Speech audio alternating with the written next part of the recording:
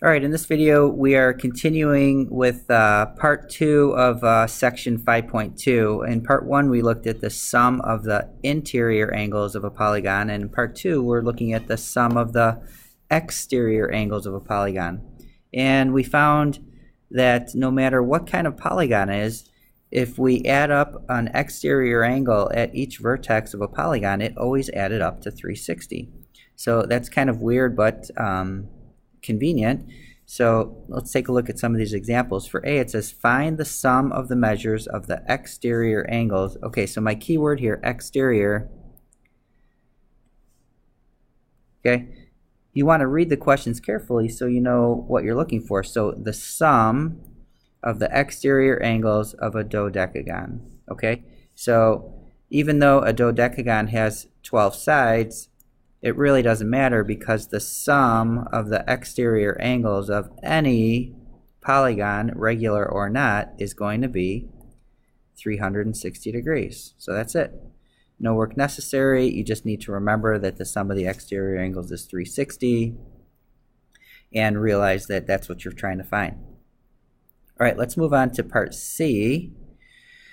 For this one, okay, let's read and highlight the important parts. It says find the measure of an exterior angle of a heptagon. Okay, so this is important.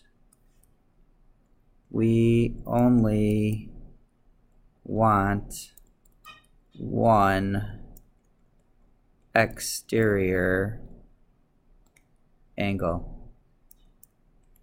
Okay, and for this one we're going to insert the word of a regular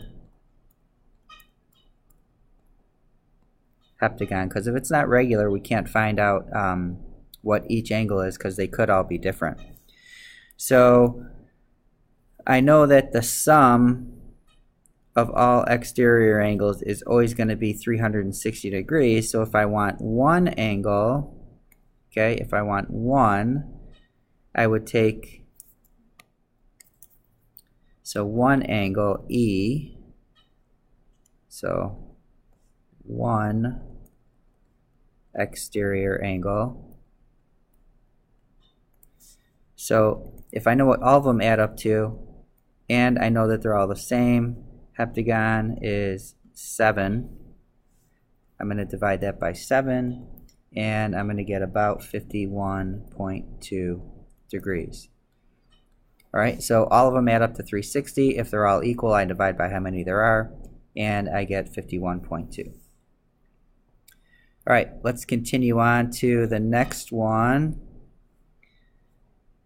Okay, for this one, I've got 1, 2, 3, 4, 5 exterior angles. Again, it really doesn't matter how many there are. I know that the sum of the exterior angles always has to add up to 360. I know all but one of the angles. So I can add up the angles. Angle 1 plus 65 plus 60 plus 120 plus 75, and I know that has to add up to 360.